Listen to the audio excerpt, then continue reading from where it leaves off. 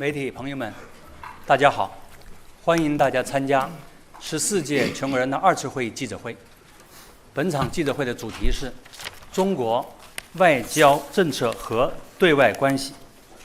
大会新闻中心很高兴地邀请到中共中央政治局委员、外交部长王毅先生出席今天的记者会，并回答大家的提问。谢谢。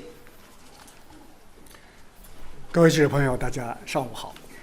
很高兴在两会期间再次同各位见面。我听说各位很早就到了现场，我对大家的敬业精神表示钦佩。当前世界格局正在深刻变革，人类社会遭遇多重挑战。面对变乱交织的国际环境，中国将坚定做这个世界的和平力量、稳定力量、进步力量。习近平总书记在中共20大报告中指出，我们所处的是一个充满挑战的时代，也是一个充满希望的时代。中国将坚定站在历史正确一边，站在人类文明进步一边，高举和平、发展、合作、共赢的旗帜，在坚定维护世界和平与发展中谋求自身发展，又以自身发展更好地维护世界和平与发展。20大报告强调，中国共产党既为中国人民谋幸福，为中华民族谋复兴，也为人类谋进步，为世界谋大同。这就是我们的使命，我们的担当，也是我们的追求和目标。现在我愿意回答大家的提问。谢谢。现在请大家开始提问。Thank you. The floor is now open for questions. 请北区第4排第一位男士，谢谢。谢谢主持人。王外长您好，中央广播电视总台央视记者提问。过去1年，中国特色大国外交全面推进。您认为去年中国外交取得的最突出的成果有哪些？去年年底呢，举行了中央外事工作会议。这次会议认为，中国特色大国外交将进入一个可以更有作为的新阶段。那么您能否透露一下，今年中国外交会有哪些值得期待的亮点？中国外交会在哪些方面更有作为？谢谢。China Central Television.Foreign Minister Wang, could you talk us through China's most impressive diplomatic achievements in the past year? At the Central Conference on Work Relating to Foreign Affairs, it was pointed out that major country diplomacy with Chinese characteristics would enter a new stage where much more could be accomplished. Could you share with us what highlights we could expect in the year ahead, and in what areas of its diplomacy will China seek to accomplish more? 2023年是中国外交的开拓之年，更是收获之年。在以习近平同志为核心的党中央坚强领导下，中国外交深入贯彻落实党的20大精神，为促进国际团结合作采取中国行动，为化解各种危机挑战提供中国方案，为推进世界和平与发展事业走出中国贡献，开辟了中国外交理论与实践的新境界。1年来，习近平主席主持2大主场外交，出席3场多边峰会，开展4次重要出访，还举行了100多场重要的会见通话。元首外交在日益发挥着不可替代的战略引领作用。构建人类命运共同体在中亚地区和中南半岛实现了全覆盖。中国同非洲、中国同东盟、中国同阿拉伯以及中国同拉美的命运共同体建设取得了新成果。我们成功举办第3届“一带一路”国际合作高峰论坛，推动共建“一带一路”进入高质量发展的新阶段。实现金砖历史性扩员，开启了全球南方联合自强的新篇章。我们促成沙特、伊朗历史性和解，斡旋缅北达成停火协议，坚持政治解决所有的热点问题。我们坚决反对一切强权霸凌行径，有力维护国家的主权、安全和发展利益，也维护发展中国家的共同利益。我们坚守外交为民，永不停步，大力服务国家的发展稳定大局。去年底召开的中央外事工作会议上，习近平主席对当前和今后一个时期的对外工作做出了全面部署，形成了新征程上中国外交战略的顶层设计。我们将深入学习贯彻会议精神，以习近平外交思想为指导，以推动构建人类命运共同体为主线，以更加积极主动的历史担当，更加富有活力的创造精神，开创中国特色大国外交更有作为的新局面。我们将更加自信自立，锻造中国外交的品格。要始终把国家发展振兴放在自己力量的基点上，把中国人民的前途命运掌握在自己手中，坚定奉行独立自主的和平外交政策，坚定维护国家的主权和民族尊严。我们将更加开放包容，展现中国外交的胸怀。要巩固拓展全球伙伴关系网络，推动构建新型国际关系，促进不同文明互尊互鉴，保持大国关系稳定，同周边国家携手共进，与南方国家共谋振兴。我们将主持公道正义，亮明中国外交的风骨，践行真正的多边主义，推进国际关系的民主化，在关系广大发展中国家正当利益、关乎人类前途命运的原则问题上，旗帜更鲜明，铁肩担道义，要锚定历史前进的正确方向。我们将推动合作共赢，坚守中国外交的追求，要坚定走团结合作的人间正道，积极为解决地区热点和全球性问题提出更多的中国方案，贡献更多的中国智慧，提供更多有利于世界和平与发展的公共产品，不断以中国的新发展为世界提供新机遇。谢谢。请继续提问。中区第6排左起第一位，今日俄罗斯阿塞。今日俄罗斯国际通讯社俄罗斯卫星通讯社提问：今年是俄中建交75周年，这些年来，双边关系得到了前所未有的发展水平。在您看来，在当前国际关系全球转型的条件下，如何才能最有效地发掘俄中合作的潜力？谢谢。Rossiya Savotnia and Sputnik. This year marks the 75th anniversary of diplomatic ties between Russia and China. The bilateral relationship has grown to an unprecedented level in recent years. Given the ongoing global transition in international relations, what do you think is the most effective way to tap the potential of Russia-China cooperation? 在习近平主席和普京总统的战略引领之下，中俄新时代全面战略协作伙伴关系保持着高水平的运行，双方政治互信持续深化，互利合作优势互补，民间交往热情高涨。去年双方贸易额达到了创纪录的2400亿美元，已经提前完成了2000亿美元的既定的目标。俄罗斯的天然气进入中国的千家万户，而中国的汽车行驶在俄罗斯的大街小巷，这充分体现了两国互利合作的强大的韧性和广阔的前景。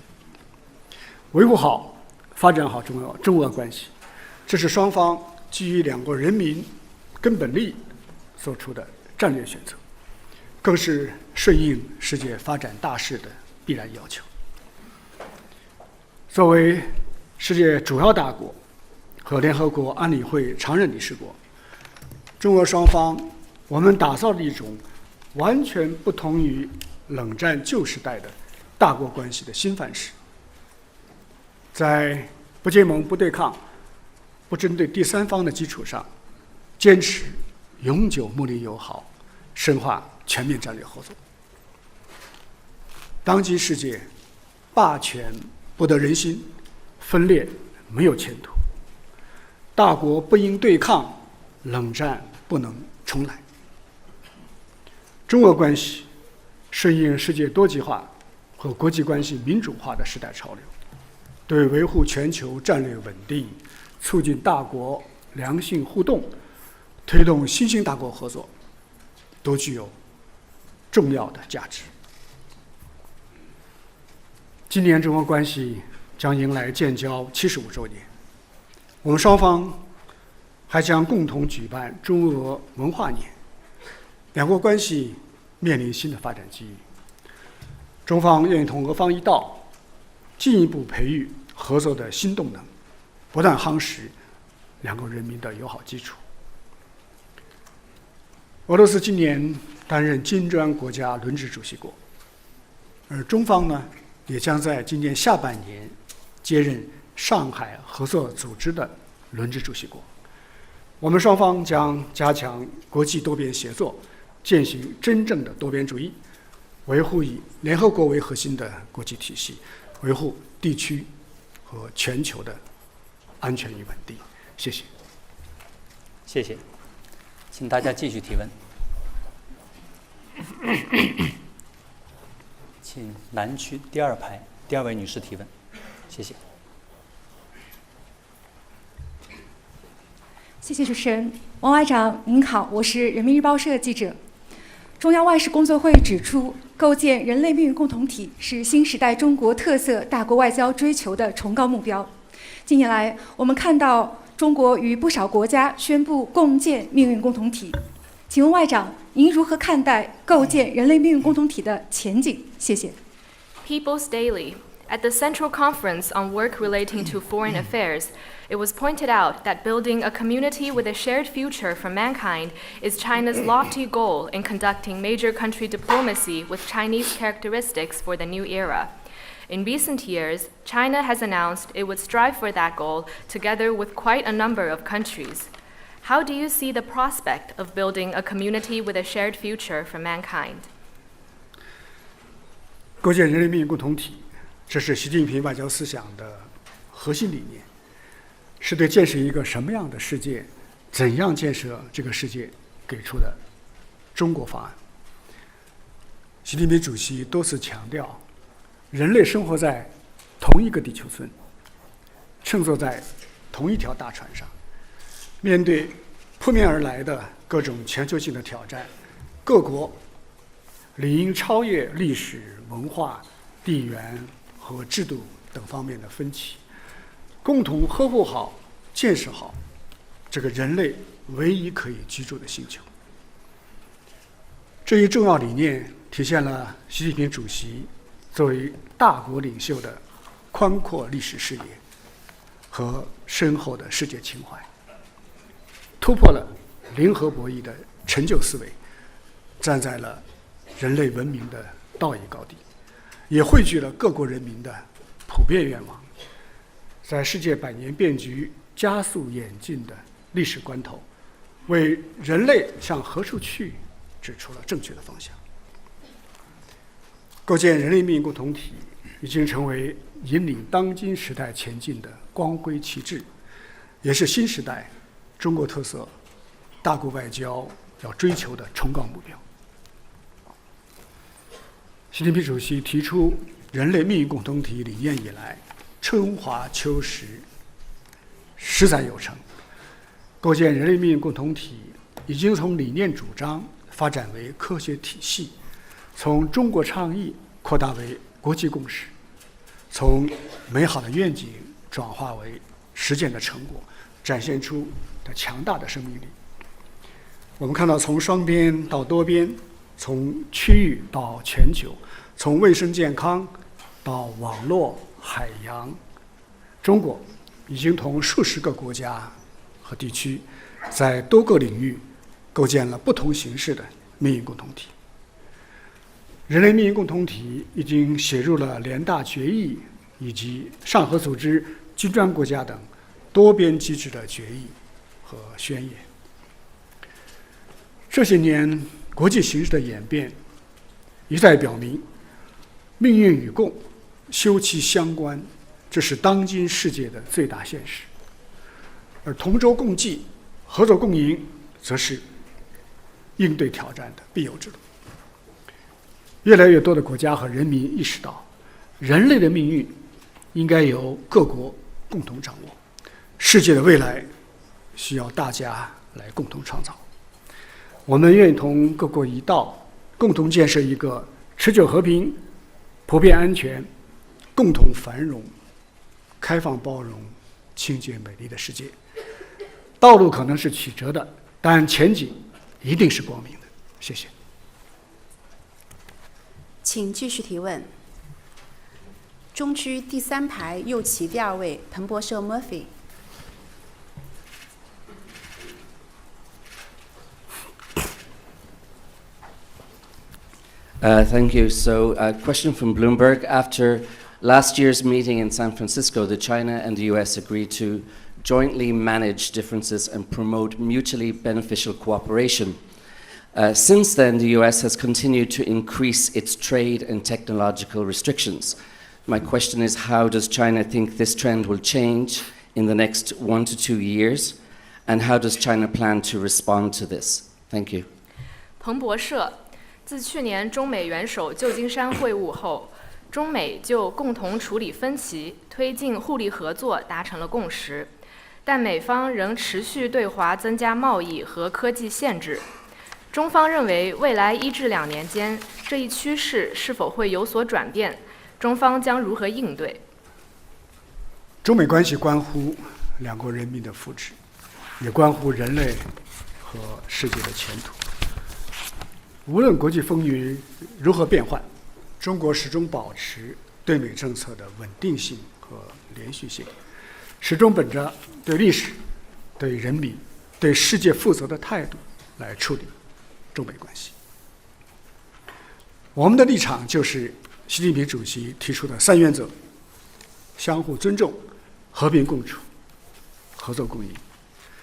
这既是对中美关系半个多世纪经验教训的总结，也是对大国交往规律的把握，应当成为中美双方的共同遵循和努力方向。具体而言，相互尊重是前提，因为两国社会制度和政治体制不同，只有尊重和认可差异，两国的交往才可持续。和平共处是底线，像中美这样的2个大国发生冲突对抗，后果是不堪设想。合作共赢是目标，因为中美我们携起手来，可以办成很多有利于两国、有利于世界的大事。去年11月，中美元首在旧金山举行历史性会晤，双方就推动中美关系止跌企稳、重回健康发展轨道达成了共识，明确了方向。习近平主席深刻阐明了中方对中美关系的基本方针和原则立场。拜登总统重申，美国不寻求新冷战，不寻求改变中国的体制，不寻求通过强化同盟关系反对中国，不支持台湾独立，并且表示呢，美国乐见中国发展富裕，不寻求打压遏制中国的发展，不寻求同中国脱钩。我们看到旧金山会晤以来，中美关系的改善确实取得了一些进展，这完全符合两国和世界人民的愿望和利益。但是我们不得不指出的是，美方的对华错误认知仍在延续，美方所做的承诺并没有真正兑现。打压中国的手段不断花样翻新，单边制裁的清单在不断的延长，欲加之罪已经到了匪夷所思的程度。美国如果总是说一套做一套，大国的信誉何在？美国如果一听到中国这两个字就紧张焦虑，大国的自信何在？美国如果只让自己保持繁荣，不允许别国正当发展，国际公理何在？美国如果执意垄断价值链的高端，只让中国停留在低端，公平竞争何在？美国面对的挑战在自身，而不在中国。如果一门心思打压中国，最终必将害了自己。所以我们敦促美方认清历史发展大势，客观理性看待中国的发展，积极务实地开展对华交往，言行一致地把承诺落到实处，同中方一道，推动中美关系走上稳定、健康、可持续的发展轨道。今年是中美建交45周年，习近平主席指出，中美关系希望在人民，基础在民间，未来在青年，活力在地方。我们始终愿意同美方加强对话沟通，推进各界人士友好往来，架起更多相互了解的桥梁，消除不必要的误解和偏见。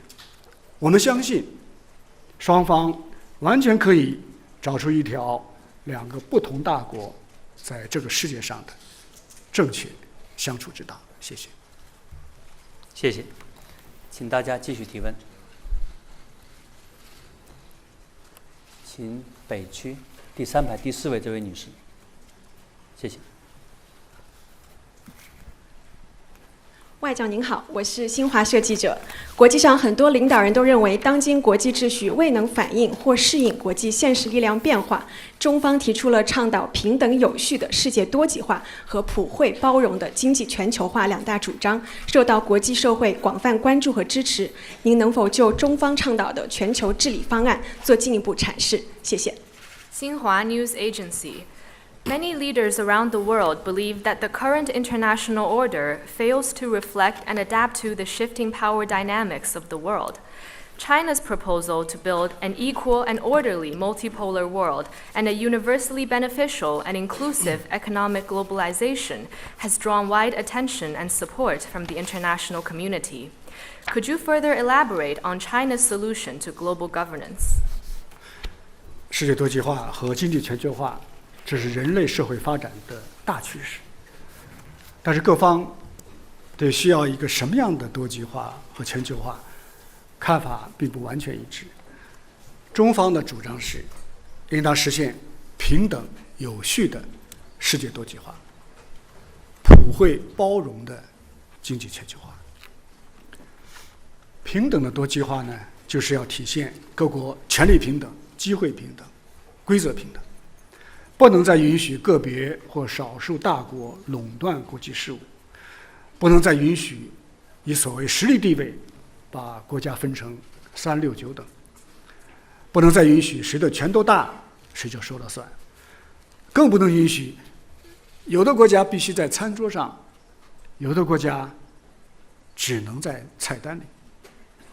要确保国家不分大小强弱，都能在多极化的进程中平等参与，享受权利，发挥作用。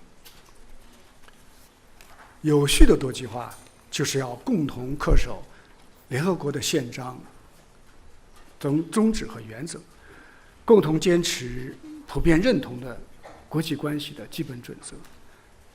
多极化不是阵营化，更不是碎片化、无序化。各国都要在以联合国为核心的国际体系内行使，都要在全球治理的进程中开展合作。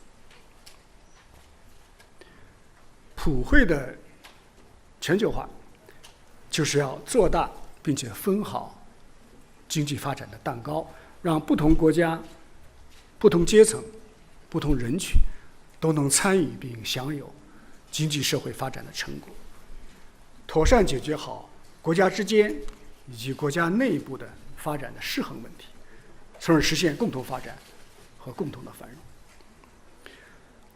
包容的全球化呢，就是要支持各国走出符合自身国情的发展道路，不搞发展模式的单一化，要摒弃损人利己的单边主义、保护主义，要维护全球产业链、供应链的稳定畅通，保持全球经济增长的活力和动力。中国愿意同世界各国一道，推动世界多极化、经济全球化，朝着各国人民期待的正确方向发展，推动全球治理朝着更加公正合理的方向去迈进。谢谢。好，请继续提问。请南区第一排右手第2位这位埃及记者提问。Thank you, Mr. President Wang. Mr. Minister Wang, thank you. I'm Ahmed Mohammed from Egyptian television. I working as a reporter and announcer in Nile News television. It's a governmental television in Cairo. From my observing on ground when covering Palestinian-Israeli conflict on the border with Gaza, I found the people suffering from hunger, stress, and the loss of all of safe livelihood. And another scenes of a large amount of humanitarian aid waiting daily to enter to Gaza. So, how can the international community provide protection necessary for Palestinian people? And we know Chinese just position on the Palestinian question has been recommended by Arab countries. What will be the way out of the Palestinian-Israeli conflict? What role will China play to this end? Thank you. 埃及尼罗河电视台，王外长您好，在实地采访中，我发现加沙人民遭受饥饿，生计无着，每天大量人道主义援助无法进入加沙。国际社会如何为巴勒斯坦人民提供必要保护？中方在巴勒斯坦问题上的公正立场受到了阿拉伯国家的赞赏。结束巴以冲突的未来出路是什么？中国还将为此发挥什么作用？你代表阿拉伯国家提这个问题，我认为非常重要，也非常的必要。本轮的巴以冲突已经造成10万多平民伤亡，还有不知多少无辜的民众被掩埋在瓦砾之下。生命没有贵贱之别，不能以种族、宗教划分。21世纪的今天，这场人道灾难竟然无法被制止，这是人类的悲剧，更是文明的耻辱。任何理由都不能再为冲突延续辩解，任何借口都不能再为平民被杀戮开脱。国际社会必须紧急行动起来，将立即停火止战作为压倒一切的首要任务，将确保人道救援作为刻不容缓的道义责任。加沙民众有权在这个世界上生存下去，妇女儿童也应该得到亲人们的呵护，所有被扣押人员都应该得到释放，一切伤害平民的行为都应该被制止。加上这场浩劫再次提醒世人，巴勒斯坦领土长期被占领的事实不能再忽视了，巴勒斯坦人民独立建国的夙愿不能再回避了，巴勒斯坦人民遭受的历史不公不能再世代延续，迟迟不予纠正。只有还巴勒斯坦人民以公道，全面落实两国方案，才能彻底走出巴以冲突的恶性循环，才能从根本上消除产生各种极端思潮的土壤，也才能真正实现中东地区的持久和平。中国坚定支持巴勒斯坦人民恢复民族合法权利的正义事业，始终致力于巴勒斯坦问题的全面、公正、持久解决。我们支持巴勒斯坦成为联合国正式成员国，呼吁个别安理会成员不要再为此设置障碍。我们倡议召开更大规模、更有权威、更有时效的国际和会，制定落实两国方案的路线图和时间表。我们主张巴以双方尽快恢复和谈，最终实现巴勒斯坦、以色列两个国家和平共处，阿拉伯和犹太两个民族和谐共存。中方将继续同国际社会一道，为恢复和平奔走，为挽救生命努力，为匡扶正义担当。谢谢。谢谢，请大家继续提问。请中区第二排第二位女士。谢谢主持人。王外长您好，北京青年报记者提问。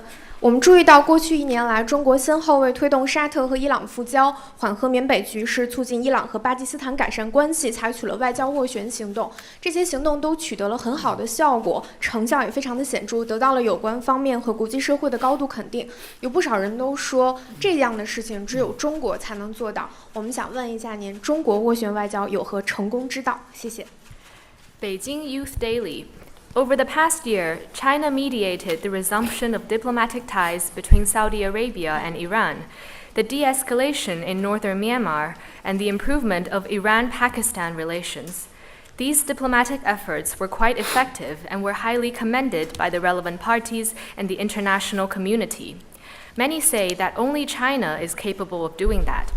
Could you share with us what makes China's mediation successful?建设性的参与解决国际热点，这是中国作为安理会常任理事国的应尽责任。我们注重从国际实践当中来总结经验，从中华文化中来汲取智慧。我们确实在探索出一条具有中国特色的热点问题的解决之道。我认为4个坚持至关重要。首先，还是要坚持不干涉内政。中方一直尊重当事国的主权和领土完整，是根据当事国的需要和他的愿望，按照联合国的宪章来发挥我们的斡旋作用。第二是坚持政治解决，面对矛盾和争端，不能动辄使用武力，更不能迷信施压制裁。还是要以最大的耐心来推动对话协商，找到兼顾各方合理诉求的最大的公约数。在所有的热点问题上，我们都愿意劝和促谈，我们从不火上浇油。第三呢，就是要坚持客观公正，我们始终按照事情本身的是非曲直来决定我们的立场，我们不搞双重标准，也不拿偏架，我们更不谋求地缘私利。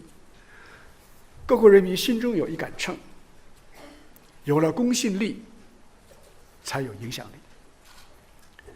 第四呢，是坚持标本兼治，既要重视推动热点问题尽快降温，防止升级外溢，也要系统的、辩证的分析根源，综合施策，化解矛盾，不能头疼一头，脚疼一脚，更不能短视功利，内病外治。当今世界并不太平，和平需要大家共同维护。我们将与各国一道，为止战凝聚共识，为和谈铺路架桥，推动建设持久和平、普遍安全的世界。谢谢。好，请继续提问。请北区第2排左起第2位，西班牙埃菲社 Lorena。Good morning, Lorena Cantor from FA News Agency, Spain. Mr. Wang, China's relationship with Europe seemed to slightly improve during last year, but there are still some tensions. So, what are China's expectations towards its relationship with Europe in the forthcoming months? And also, why do you think European countries have so far avoided joining the Belt and Road Initiative? Thank you. 西班牙埃菲社，中国与欧洲的关系去年有所改善，中国对欧洲有何期待？中方怎么看待有关欧洲国家不加入“一带一路”倡议？去年是中欧建立全面战略伙伴关系20周年，双方各层级的交流对话全面的重启。中欧班列开行了1.7万列，连接欧洲25个国家、219个城市。在动荡的世界当中构筑起一条安全畅通的产供链的生命线。中方还给予欧洲很多国家免签待遇，便利了双方的人员和经贸的往来。你提到“一带一路”，实际上，中欧合作共建“一带一路”有很多成功的例子，比如说匈塞铁路，比如说希腊的比莱夫斯港，再比如说克罗地亚的跨海大桥等等，这都是其中的代表性的项目。我记得几年前，一份欧盟的政策文件，给中国同时贴上了伙伴、竞争者、制度性对手3种标签。但是事实证明这种3重定位并不符合事实，也不可行，反而给中欧关系的发展带来了不必要的干扰和阻碍。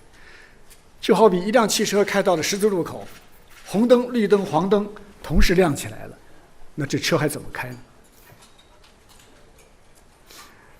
事实上，中欧之间并没有根本的利害冲突，也没有地缘战略矛盾，双方的共同利益远远大于分歧。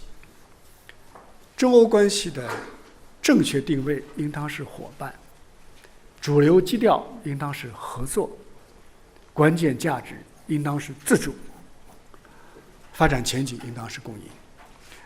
我们希望中欧关系能一路绿灯，畅通无阻。一个强大的欧洲符合中国的长远利益，同样，一个强大的中国也符合欧洲的根本利益。中国和欧洲我们应该共同做多边主义的践行者，开放发展的倡导者，文明对话的推动者。我们还是这个观点，放眼全球，只要中欧互利合作，阵营对抗就搞不起来；只要中欧开放共赢，逆全球化就不会得势。谢谢。好，请继续提问。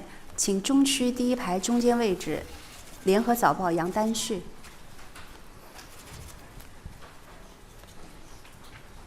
谢谢主持人，王毅外长您好，新加坡联合早报提问：台湾选举结束后，外界担忧台海的紧张局势会进一步的升级，并将冲击区域的和平与稳定。您认为两岸和平统一的前景是否变得更加暗淡了？您如何看待目前台海的局势？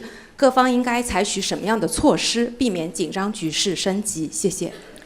联合早报。Following the elections in the Taiwan region, there have been concerns that tensions will further rise across the Taiwan Strait and take a toll on peace and stability in the region. Do you think that the prospect of peaceful reunification is diminishing? What is your take on the current situation across the Taiwan Strait, and what measures should be taken to avoid further escalation? 台湾地区选举只是中国的一个地方选举。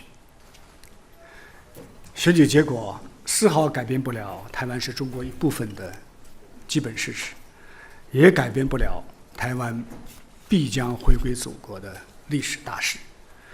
选举结束之后，我们看到180多个国家和国际组织重申坚持一个中国原则，支持中方维护国家的主权和领土完整。这充分说明一个中国原则已经是国际社会的普遍共识。如果现在还有人纵容支持台独，那就是挑战中国的主权。如果个别国家执意与台湾地区保持官方关系，那就是干涉中国的内政。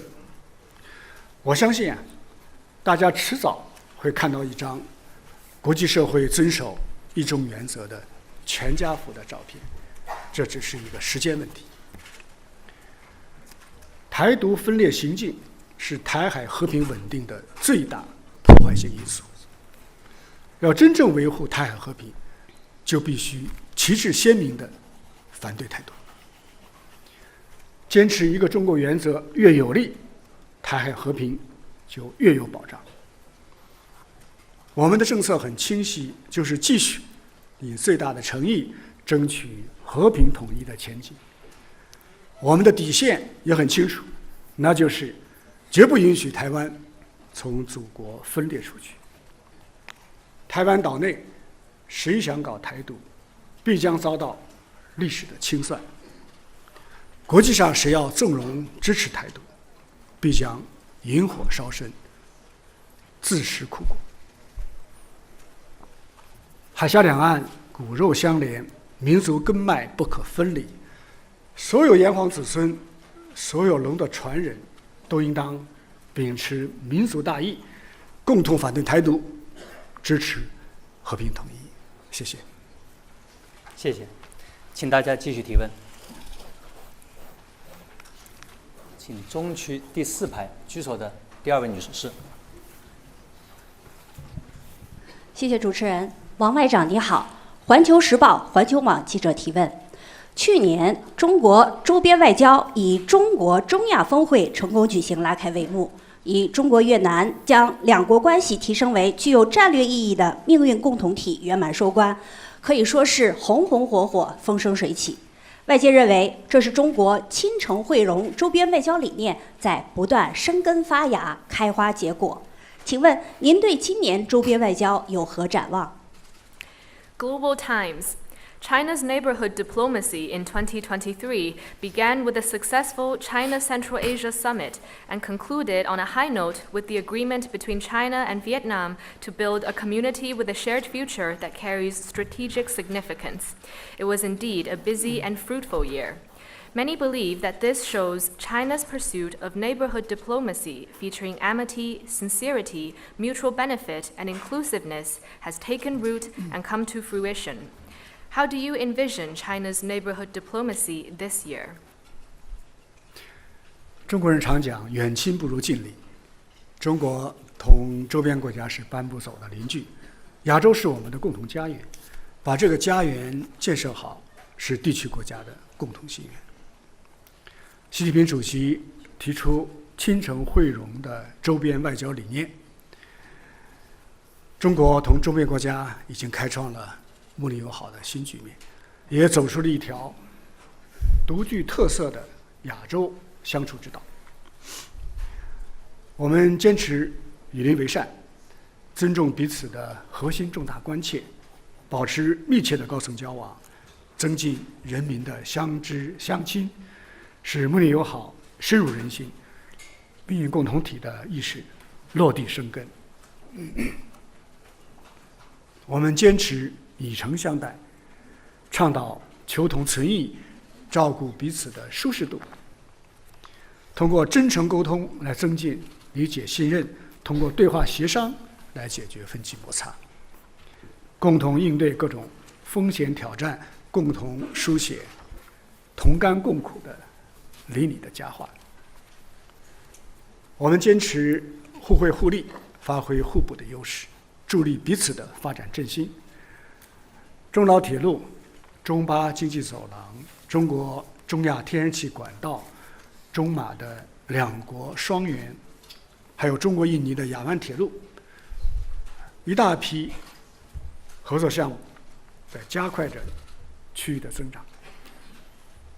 我们坚持开放包容，践行开放的区域主义，积极参与东亚合作，支持东盟中心地位，推动中日韩合作走深走实。中国中亚峰会、澜沧江湄公河合作机制取得了蓬勃的发展，上合组织已经发展成为世界上幅员最广、人口最多的区域合作组织。今年是和平共处5项原则发表70周年。5项原则诞生于亚洲，超越社会制度和意识形态差异，成为国际关系基本准则和国际法的基本原则，为正确处理国与国关系贡献了东方智慧。70年过去了，5项原则不但没有过时，反而更加彰显出蓬勃的生命力。我们愿意同周边国家一道，从弘扬和平共处5项原则，通向构建亚洲和人类命运共同体，为世界的和平继续做出亚洲的贡献，为全球的增长继续提供亚洲的动力。谢谢。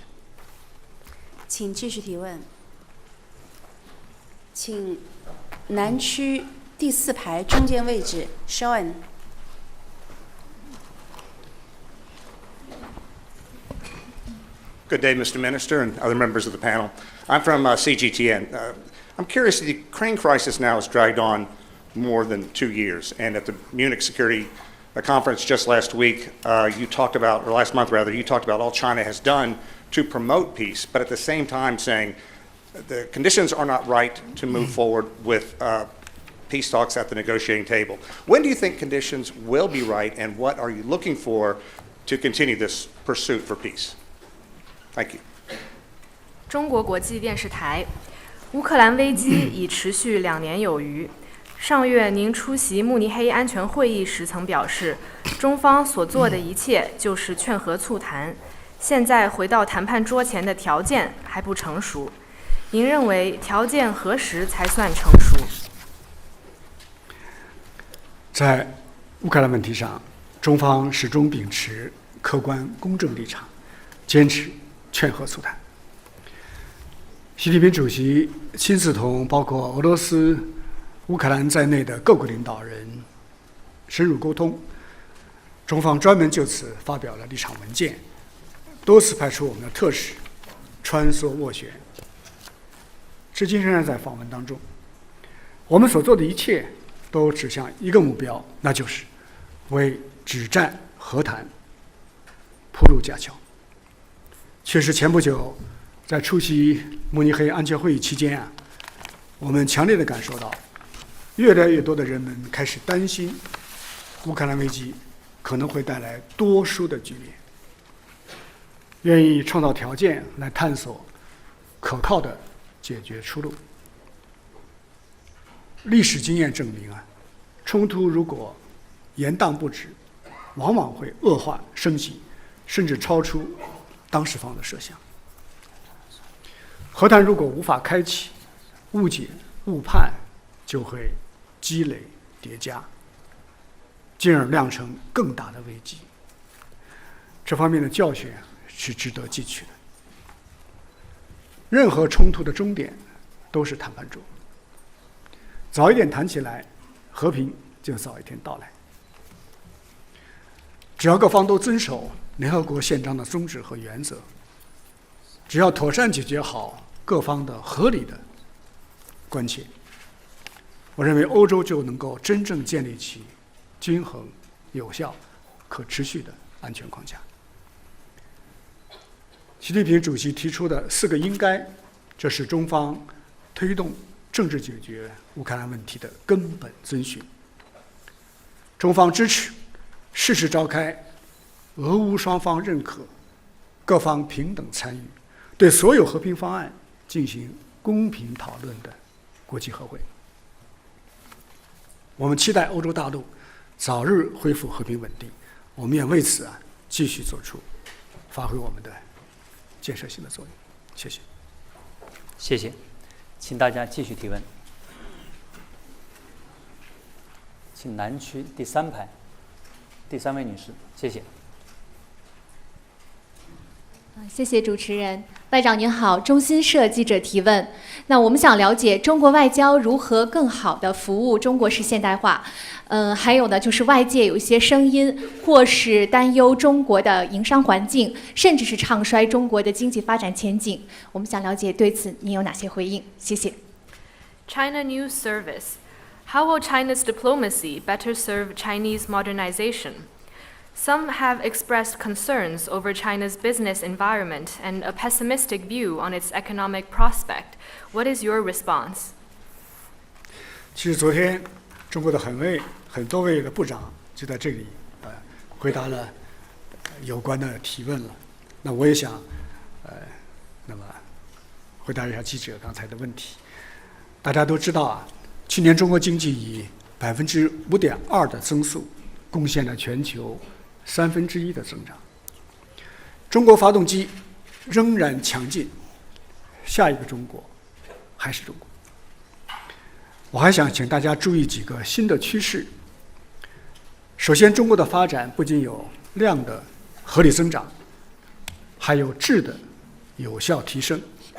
我们看到新兴产业蓬勃发展，绿色转型成果斐然，社会预期稳步改善，新质生产力加速形成。其次，中国14亿多人口的超大规模市场正在向全球展开，新需求、新业态爆发式的出现，自身发展和对外合作的空间都在迅速的拓展。第三，就是中国开放的大门越开越大，高水平制度型开放的含金量越来越高。中国关税的总水平已经降到同世贸组织发达国家大体相当的水平，外资准入负面清单缩减到31项以下，制造业准入全面放开，服务业的开放在加速推进，外商投资收益率仍然名列世界前茅。中国的发展离不开世界，世界的发展更离不开中国。唱衰中国必将反噬自身，误判中国就将错失机遇。经济外交也是对外工作的重要的内容，我们将继续推出便利中外人员往来的举措，包括更多的支付的便利。我愿意告诉大家，从3月14日起，中方将进一步对瑞士、爱尔兰、匈牙利、奥地利、比利时、卢森堡6国实行免签政策。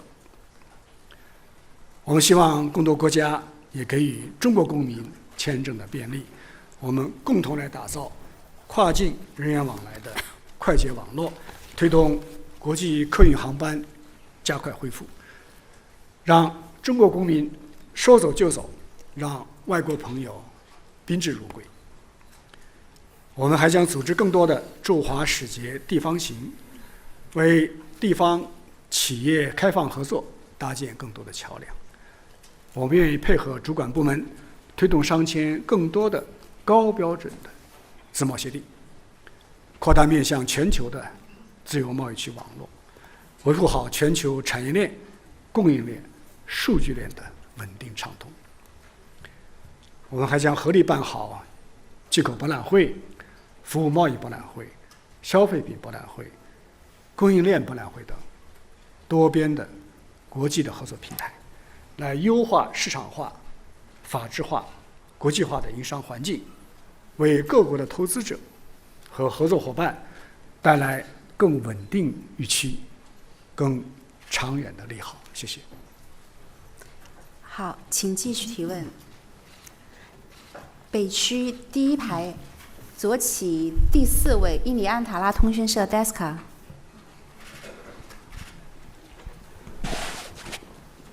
Thank you. Question from Antara Indonesia National News Agency. In July 2023, China and ASEAN member countries agreed to foster the negotiation for a binding code of conduct for South China Sea. But regarding this kind of situation currently, is China still optimistic for the negotiation? And if so, what does China offer for more harmonious and peaceful for the code of conduct in South China Sea? Thank you. 印尼安塔拉通讯社，2023年7月，中国与东盟国家一致同意推动谈判，推进达成具有约束力的南海行为准则。为营造南海和平和谐环境，中方将在推动达成南海行为准则方面提出什么方案？中国人民在南海世代生活劳作，南沙诸岛早已是中国政府依法管辖的领土。今天的南海，又是世界上最繁忙、最安全，也是最自由的航道。几十年来，全球50%的商船，1/3的海上贸易航经于此，从未受到过任何的干扰或者阻碍。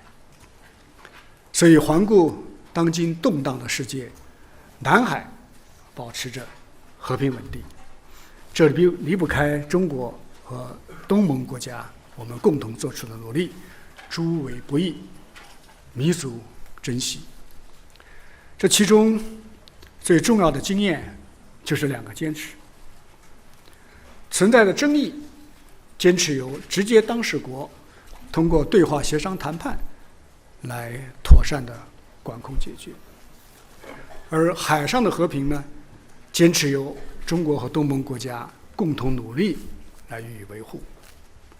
这也是2002年签署的南海各方行为宣言的核心要义。关于海上争端，中方一直保持着高度克制。我们主张本着睦邻友好精神，尊重历史和法理事实，寻求各方都能接受的解决方案。但我们不允许善意被滥用，不接受海洋法被歪曲。对蓄意侵权，我们将依法正当维权；对无理挑衅，我们将及时据理反制。我们也奉劝某些域外国家不要挑事生非、选边站队，不要成为南海的搅局者或者是肇事方。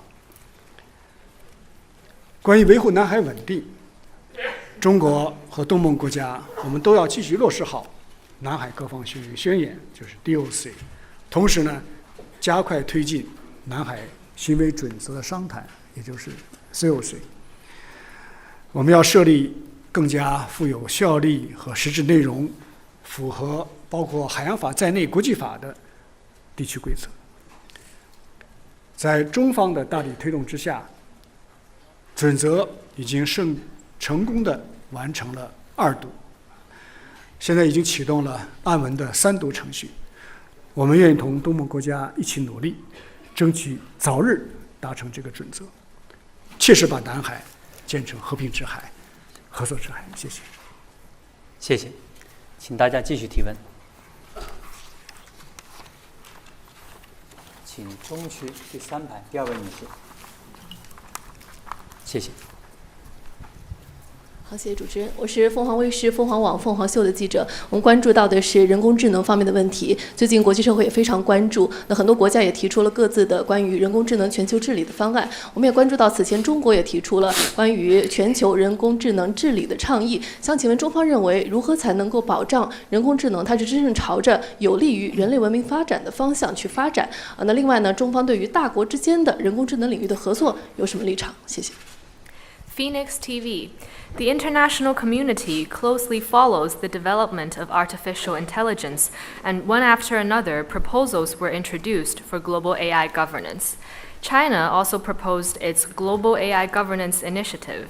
In China's view, what should be done to ensure that AI develops in a way that is truly conducive to the progress of human civilization? And what is China's position on cooperation between major countries on AI? 人工智能进入爆发式发展的关键阶段。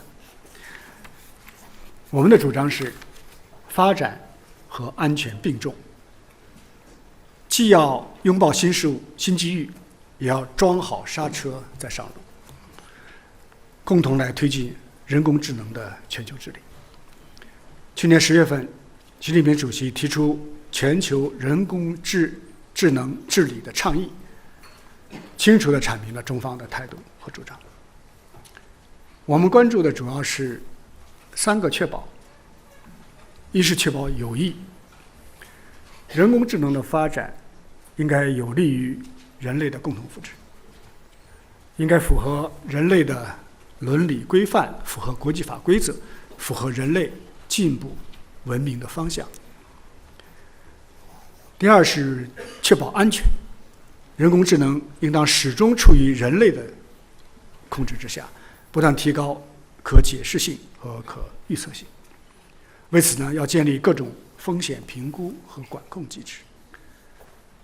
第三是要确保公平，应当在联合国框架下成立人工智能国际治理机构，各国都能在人工智能的发展进程中平等参与、平等受益。我还要强调的是如果企图在人工智能上也搞什么小院高墙，将会犯下新的历史错误，不仅阻挡不了各国的科技发展，还会破坏国际产业链、供应链的完整，削弱人类应对风险挑战的能力。中国对同各国开展人工智能合作，我们持积极和开放的态度。迄今，中国已经同一些国家建立了这方面的对话机制。我们认为，人工智能大国之间的合作很重要，但同时，发展中国家的能力建设也很重要。所以，我们将适时向联大提交加强人工智能能力建设的国际合作的决议草案，以此来促进各方加强技术共享，努力弥合智能鸿沟，不让任何国家掉队。谢谢。好，请继续提问。请中区第4排中间位置坦桑尼亚的这个记者提问。Thank you. From Zanzibar Broadcasting Corporation. Recent years have witnessed the Chinese senior officials regular visit African countries, including Chinese foreign ministers visiting January, as a continuation of the tradition of Chinese foreign ministers make their first overseas trip to Africa. At the beginning of the new year, so what will China do to consolidate its cooperation with African countries? As well, I noticed senior officials from US and other Western countries also paid frequent visits to Africa in recent years. How does China look at these trips, and China's concerned about the competition from the Western relation with Africa? Thank you. 坦桑尼亚桑吉巴尔广播电视台。近年来，中国高官频繁访问非洲，就包括中国外长今年1月访非，延续了中国外长每年首访必到非洲的传统。中方打算如何巩固同非洲国家的合作？同时，我们也注意到美国等西方国家高官近年来密集访非。请问中方如何看待这些访问？是否担心中非关系面临来自西方的竞争？确实，中国外长每年首访一定要到非洲去，这是我们的外交传统，而且这个传统呢，已经坚持了34年，在国际交往史中独一无二。为什么？因为中国和非洲，我们是肝胆相照、命运与共的兄弟。我们在反帝反殖的斗争中并肩战斗，在发展振兴道路上守望相助，在国际风云变幻中坚守到底。进入新时代以来，习近平主席提出了真实亲诚的对非政策理念和正确的毅力观，引领中非命运共同体建设步入了快车道。中国已经连续15年成为非洲的第一大贸易伙伴，中非合作的蛋糕越走越大，中非民众的心越走越近。当前以中国和非洲为代表的全球南方蓬勃发展，深刻影响着世界历史的进程。非洲国家正在经历新的觉醒，外部强加的模式并没有带来繁荣和稳定。非洲需要探索符合本国国情的发展道路，要把前途和命运掌握在自己的手里。在这一新的历史进程当中，中国将继续同非洲兄弟坚定地站在一起。我们支持非洲获得思想上、观念上真正的独立。我们愿意帮助非洲提高自主发展能力，支持非洲加快现代化的进程。中国历来主张非洲不应该被边缘化。在中非合作蓬勃发展起来之后，其他大国也开始把目光重新投向非洲，中方对此表示欢迎。我们希望各方都能像中国一样加大对非投入，那么更加重视非洲，同时呢，以实际行动来支持非洲的发展。我们也愿意在尊重非洲的意愿和基础上，开展更多的三方合作，还有多方合作。中非合作论坛的新一届会议将于今年秋天在中国举行。届时，中国和非洲的领导人将时隔9年再次聚首北京，共商未来发展合作大计，也会深入的交流治国理政的经验。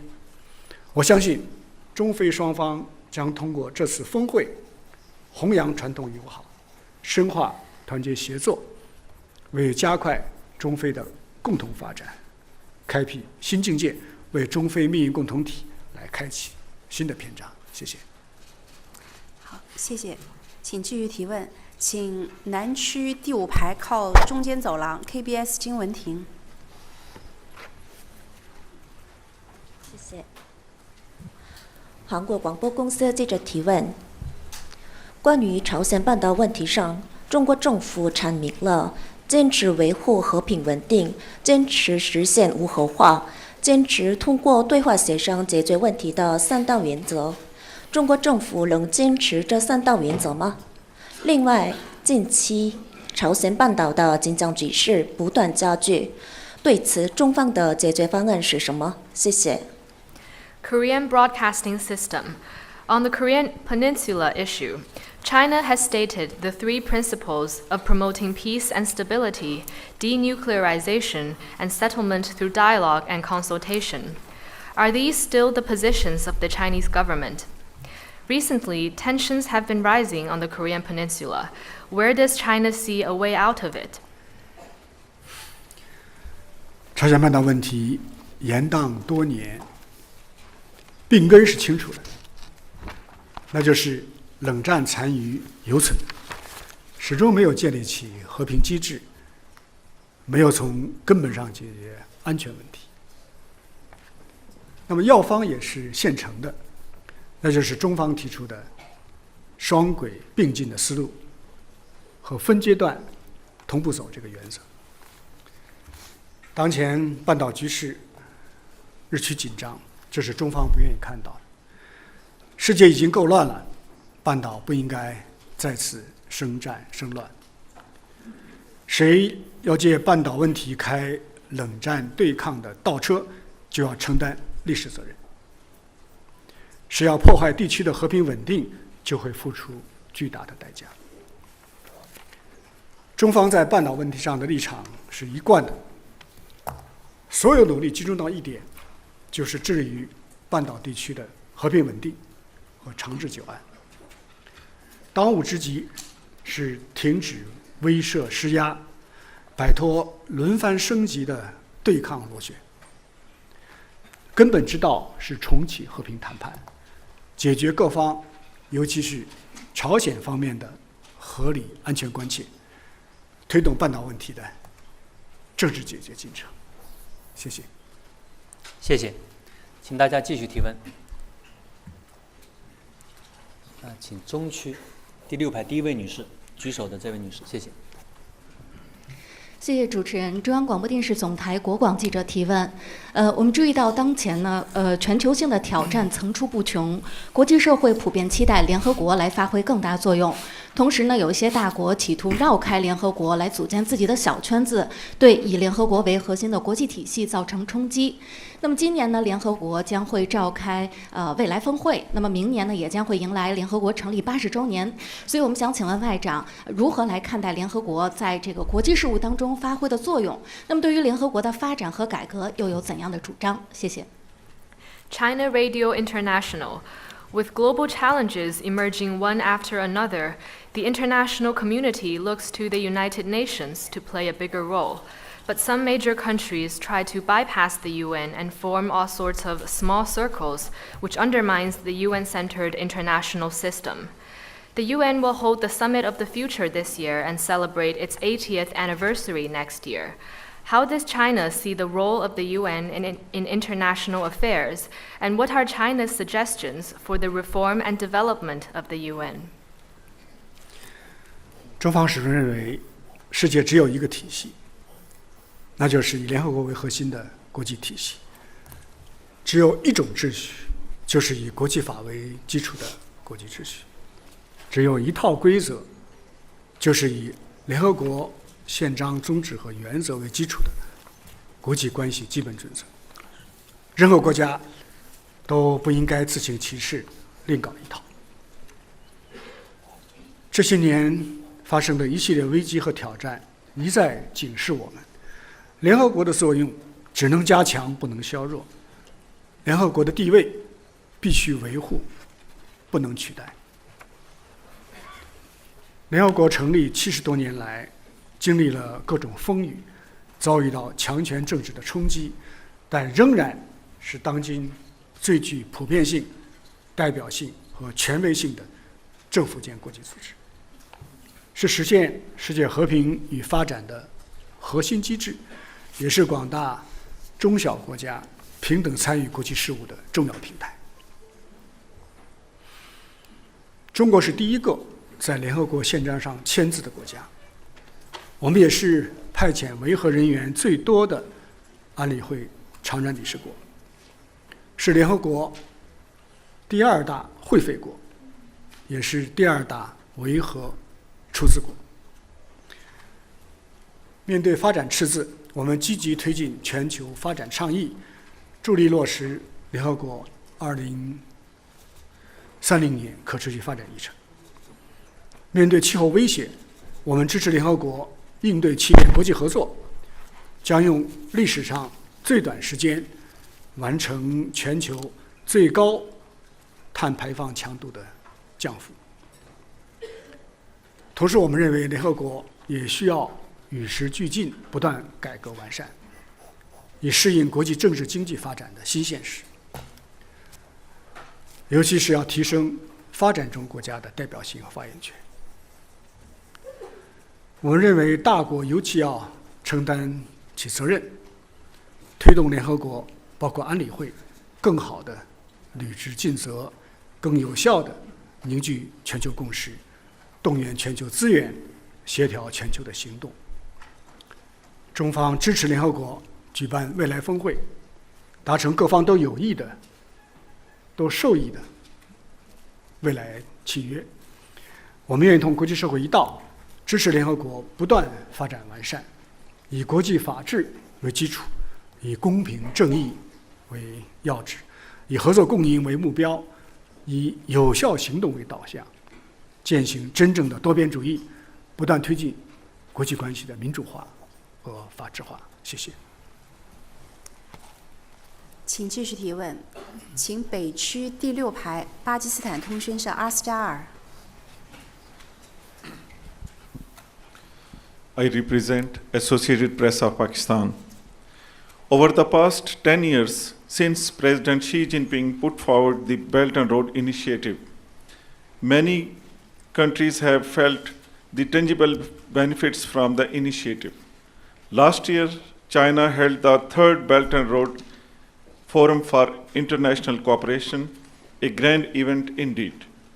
Even some Western media noted that the Belt and Road Initiative bears increasing significance in today's international landscape. Could you share the outlook for Belt and Road cooperation in the next stage? Thank you. 巴基斯坦联合通讯社，习近平主席提出共建“一带一路”倡议10年来，很多国家都感受到了“一带一路”建设带来的实实在在的好处。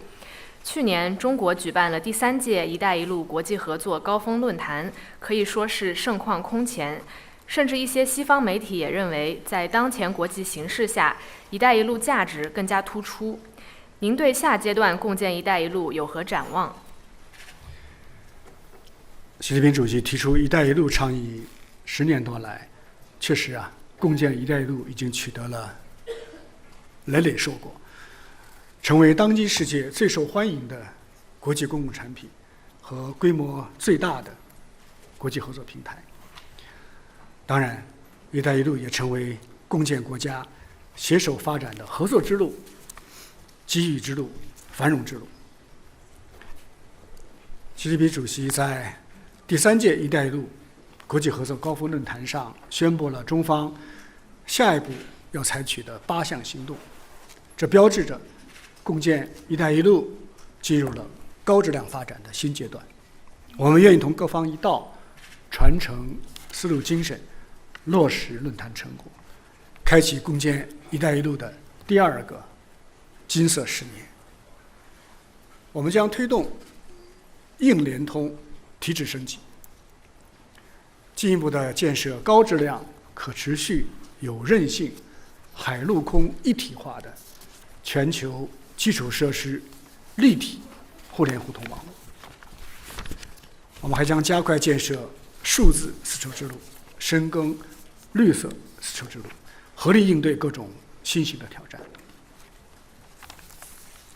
我们将推动软联通走深走实，秉持共商共建共享的原则，坚守开放、绿色、廉洁的理念，锚定高标准、惠民生、可持续的方向，深入推进“一带一路”同各方的发展战略对接，统筹好标志性项目和小而美的项目，积极构建开放型的世界经济，要让“一带一路”更好成为大家的机遇、共享的机遇、持久的机遇。我们还将推动新联通日益深入，大力开展共建“一带一路”国家文明对话，大力支持各国民间的和地方的交往，大力开展丰富多彩的人文交流，让丝路精神更加深入人心。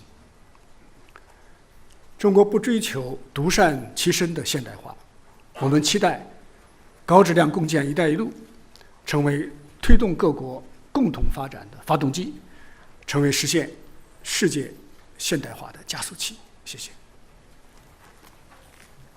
好，请继续提问。请南区第6排左起第4位，古巴拉通社。Thank you. Good morning. Prensa Latina News Agency. Minister, the strength of the Global South grew significantly last year.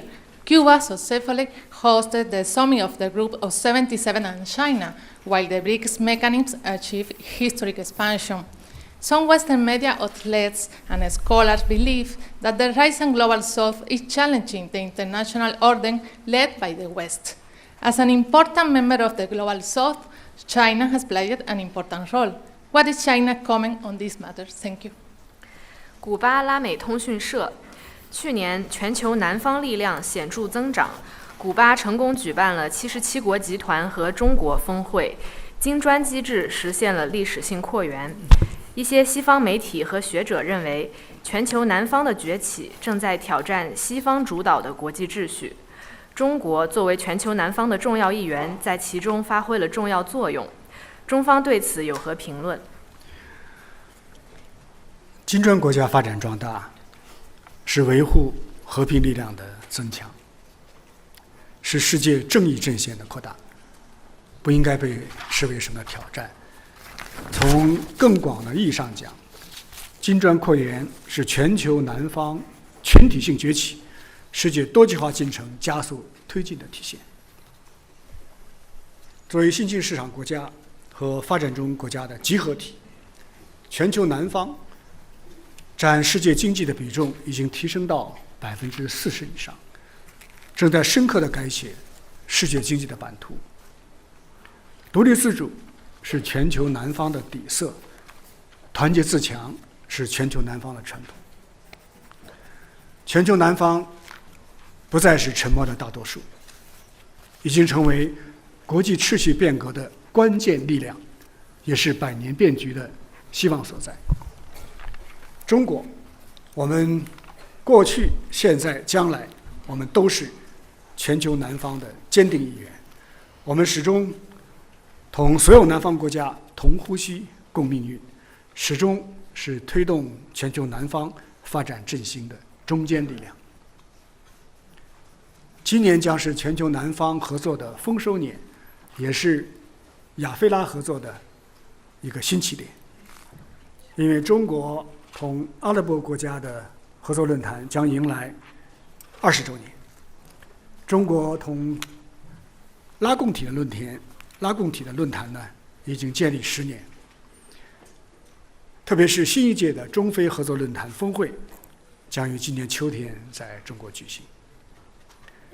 中方期待同各方共襄盛会，不断汇聚发展中国家团结合作的南方力量。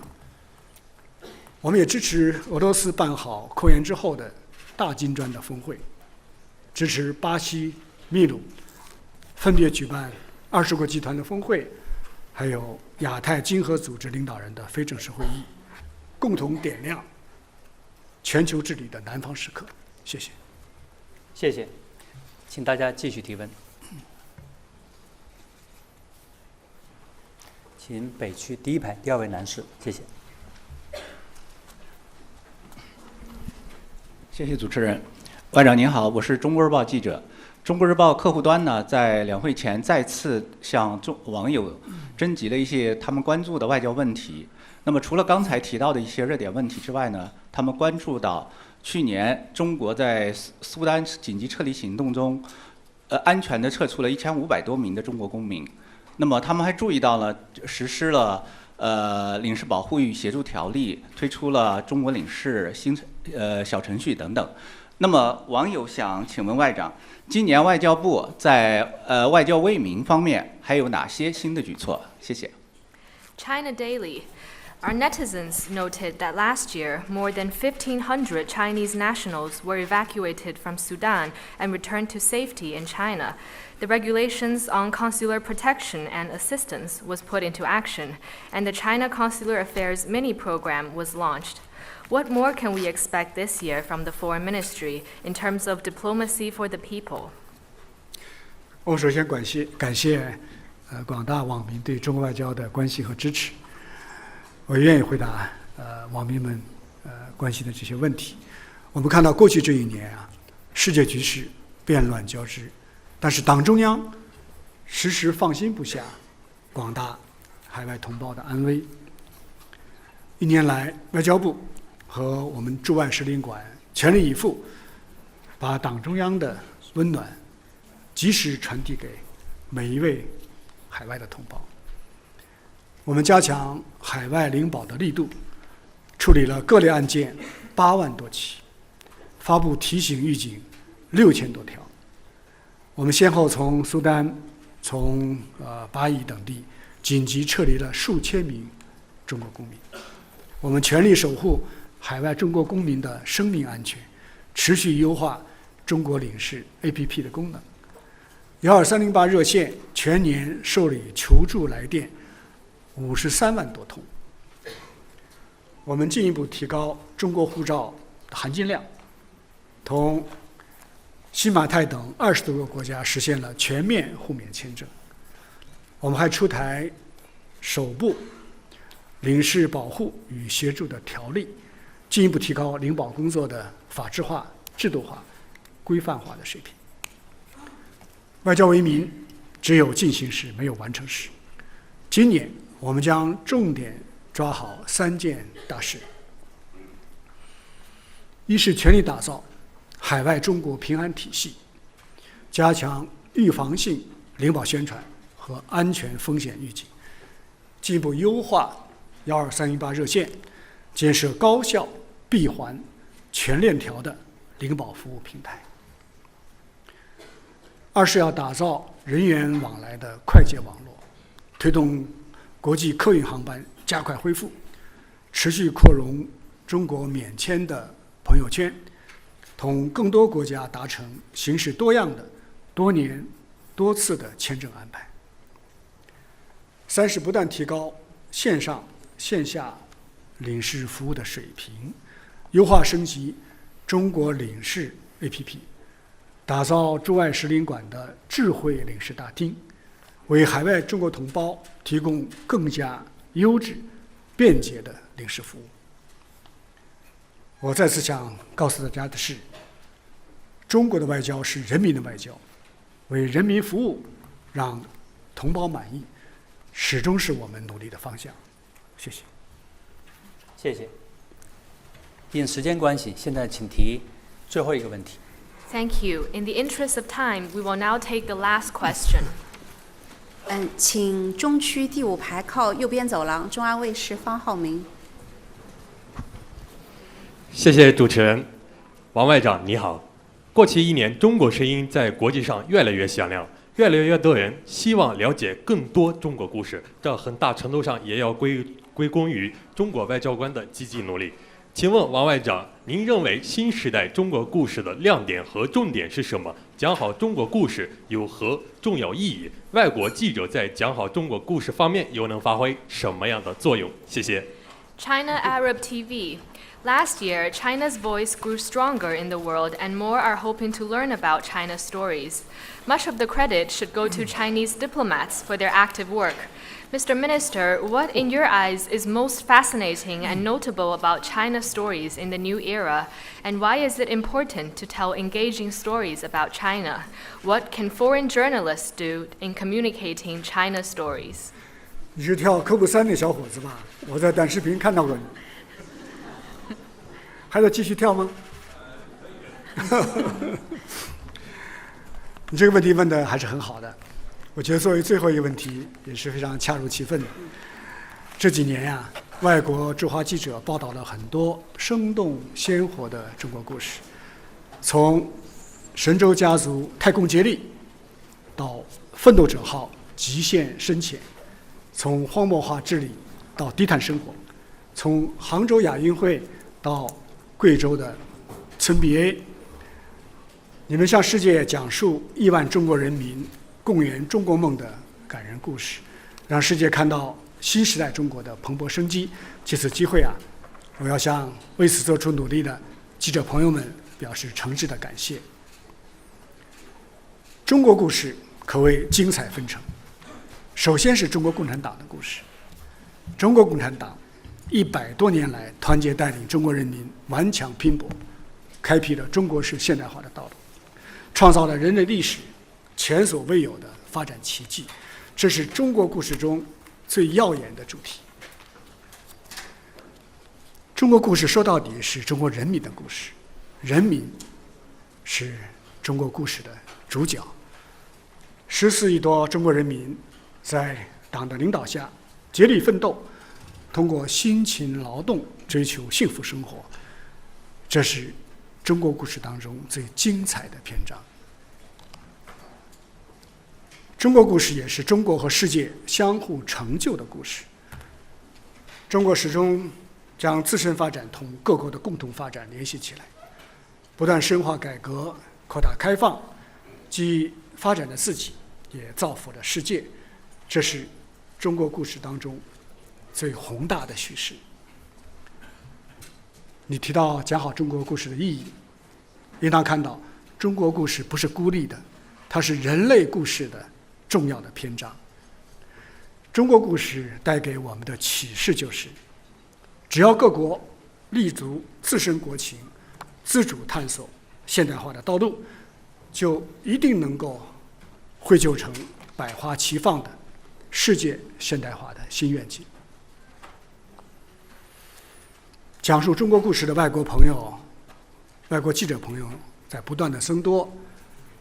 我看到一位外国记者，他是这样表示过：中国是一个将不可能变为可能的地方。讲述中国故事，不只是他的一项工作，也是他终生的使命。我也注意到这些年有越来越多的洋网红，因为分享在中国的所见所闻，受到各国网友的喜爱。我们欢迎更多的外国朋友一起来讲述活力满满、热气腾腾的中国故事，讲述中国同各国人民携手共建人类命运共同体的故事。在此，谢谢大家，谢谢。谢谢，媒体朋友们，今天的记者会到此结束。谢谢王毅先生，谢谢大家，再见。